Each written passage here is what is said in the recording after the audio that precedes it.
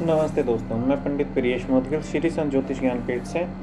आज मैं क्रीम बीज मंत्र के बारे में कुछ विचार रखूँगा और आइए जानते हैं इस विषय के बारे में, जिसका उद्देश्य मात्र केवल जन कल्याण है और लोगों को यह बताना है कि कुछ प्रयास आपको अवश्य करने चाहिए अपने मन को शांत करने के लिए और अपने दुखों से पार पाने के लिए। अर्थात अपने दुखों से अगर आपको छुटकारा चाहिए तो यह बीज मंत्र आपके लिए बहुत ही हितकारी साबित हो सकता है।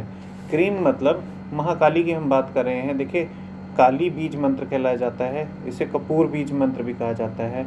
इस बीज मंत्र में क से काली, र से प्रकृति, ई से महामाया, नाद से विश्व माता और बिंदु से दुख हरण है। इस बीज मंत्र का अर्थ निकलता है, हे जगन माता, हे महाकाली, मेरे दुखों को हरें और मेरा कल्याण करें। अन्य शब्दों में क्रीम में 4 वर्ण हैं, क र ई अनुसार, और क से काली, र से ब्रह्मा, ई से आकार और दुख से दुख हरण। अर्थात वो ए ब्रह्म शक्ति, ए संपन्न महामाया, हे माता काली, मेरे दुखों को हरें और मेरा कल्याण करें। देखिए, यहाँ पे मैं कुछ शब्द जो हैं हमारे वेदों से ले लेता हूँ। देखिए, अंतःकरण यदि मलिन हो और अपवित्र बना रहे, अर्थात हमारे मन में पाप हो, तो परमात्मा को की हुई उपासना भी, मतलब परमात्मा को की गई उपासना भी हमारे को फलित नहीं हो पाती, क्योंकि ईश्वर की उपासना निष्पाप हृदय से की जाती है। जिस व्यक्ति के मन में कपट होगा और द्वेष होगा, ऐसा व्यक्ति अगर कोई भी कर्म करेगा वो उसका फल उसको प्राप्त नहीं होगा और उसके काम नहीं बन पाएंगे। इसलिए ये बात मैं इसलिए रखी है क्योंकि जो बात अब मैं आपको बताने वाला हूँ उससे आप अपने दुखों से पार पा सकते हैं, अपने दुखों से बाहर आ सकते हैं और अपने जीवन में सुख समृद्धि ला सकते हैं। यहाँ पर मैं आपको एक छोटा सा विधान दूंगा जिसको आप करके अपने पापों से मुक्ति भी प्राप्त कर सकते हैं। देखिए, क्रीम शब्द अगर हम बात कर रहे हैं तो हम उस ब्रह्मांडीय शक्ति की बात कर रहे हैं जिससे नवग्रह भी अपनी शक्ति प्राप्त करते हैं। उनकी चाल की गति, इस प्रकृति की गति, जो प्रकृति के अंदर शक्ति विद्यमान है, उस महाशक्ति के बारे में ही बात कर रहे हैं। महाशक्ति महाकाली माता रानी के बारे में जितना भी बातें की जाएँ, जितने भी उनकी शक्ति का वखान किया जाए, उनकी करुणामयी भावनाओं का वखान किया जाए, वो सब कम है। इसके लिए मैं आप सबसे प्रार्थना करता हूँ कि मेरी की हुई गलतियों को आप क्षमा करना। अगर मेरे कुछ बातों में त्रुटि रह जाए तो मैं अब उस क्षमा प्रार्थी हूँ। आइए मैं आपको क्रीम बीज मंत्र के बारे में, उन गुप्त रहस्यों के बारे में बताता हूँ जो अनजाने हैं, अनसुलझे हैं। हर व्यक्ति इसको समझ नहीं पाता। देखिए, बीज मंत्रों के बारे में जब बात की जाती है तो हमारे विचार में या हमारे दिमाग में अगर कोई छवि बन रही है, चित्र अगर सामने आ रहा है, ऐसे व्यक्ति का आ रहा है जिसने बड़े बड़े बाल कर रखे हैं, गले में रुद्राक्ष मालाएं पाई हुई हैं, और या वो शमशान में बैठा है और जप कर रहा है, या रात्रि में बैठा है जप कर रहा है, या सुनसान इलाके में बैठा है जप कर रहा है। नहीं, ऐसा नहीं होता। आपको सात्विक तरीके से भी लोग पूजाएं करते हुए दिखाई देंगे और अति मतलब जिनके चेहरे पे नूर होता है, ऐसा नूर उनके चेहरे पे दिखाई देता है। उनका आभा मंडल और प्रभा मंडल चमत्कारिक रूप से चमकता हुआ दिखाई देता है। ऐसे वो लोग हैं कौन? ऐसे वो लोग हैं जिन्हें बोला जाता है ग्रस्त। हाँ जी, जो ग्रस्त लोग हैं सबसे बड़ी साधना मानी गई है। ग्रस्त जीवन को भी सबसे बड़ी साधना बोला गया है। जो व्यक्ति अपने कर्तव्यों का पालन अच्छे से निर्वाह करता है तो परमात्मा अत्यंत प्रसन्न होता है।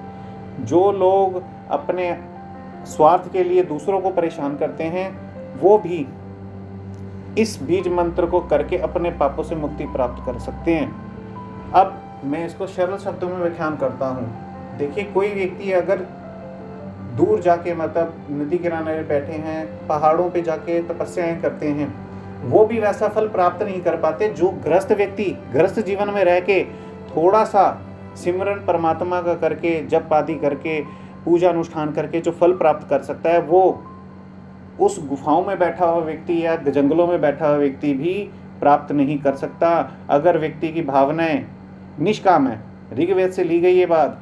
जिस व्यक्ति के हृदय में पाप नहीं है, निष्काम भाव से परमात्मा की आराधना करता है, वो हमेशा उसके आशीर्वाद फलीभूत होते हैं, उसको परमात्मा हमेशा भर भर के देता है।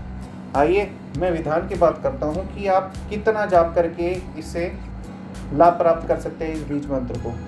इस बीज मंत्र को विधि विधान की अगर मैं थोड़ी सी बात कर लूँ तो ज़्यादा अच्छा रहेगा। देखिए, जो बड़े गुरुजन हैं वो जो कहते हैं 4 लाख कम से कम इसका जाप का विधान होगा, 24 लाख का विधान होगा, मतलब लाखों में इसका विधान है। एक अक्षरी मंत्र है, इसलिए इसकी जो संख्या है अधिक मात्रा में की जाती है।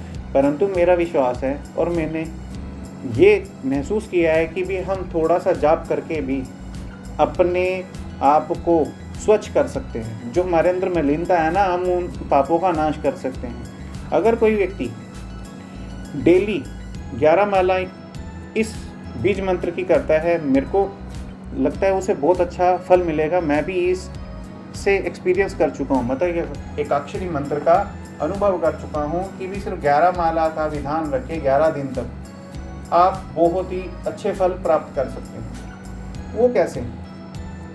देखिए, 11 माला आप कहेंगे बहुत लंबी होती है, मगर मैं आपको बता दूं इस मंत्र को जप करने के लिए सिर्फ 30 सेकंड में आप एक माला करने लग जाएंगे। 30 सेकंड। और अगर आप ध्यान से देखेंगे, मैं आपसे सिर्फ डेली के 5 मिनट भगवान का नाम लेने के लिए बोल रहा हूँ, उस परम शक्ति महाशक्ति के बारे में ध्यान लगाने के लिए बोल रहा हूँ। सिर्फ 5 मिनट, डेली के 5 मिनट आपकी 11 माला विद इन 5 मिनट्स हो जाएगी। और आप 11 दिन तक महामाई की सेवा करें तो लाभ आपके सामने होगा। मुझे कहने की जरूरत नहीं है।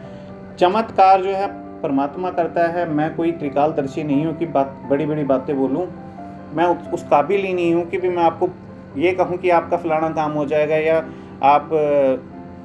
आपके पास भर भर के धन बरसेगा। नहीं, ऐसी बातें नहीं होती। आप निष्काम भाव से महामाई की सेवा करें। अगर आपके मन में कोई विष है, कोई आपका काम अड़ा हुआ है, किसी काम को लेकर आप परेशान हैं, किसी बात को लेकर आप परेशान हैं, तो भी उसका निवारण सिर्फ इतने साधन मात्र से, मतलब 11 दिन के विधान से ही आप मुक्ति प्राप्त कर सकते हैं। मेरे को लगता है मैं इस क्रीम मंत्र के बारे में जितना भी गुणगान करूं कम रहेगा, क्योंकि इसकी शक्ति अपार है, क्योंकि ये साक्षात माँ काली का एक स्वरूप है। इसलिए मैं इस स्वरूप को बारंबार नमस्कार करता हूँ और आप सभी से इजाज़त मांगूंगा। जय माता दी। और इस विधान को करें और लाभ प्राप्त करें। जय माता दी।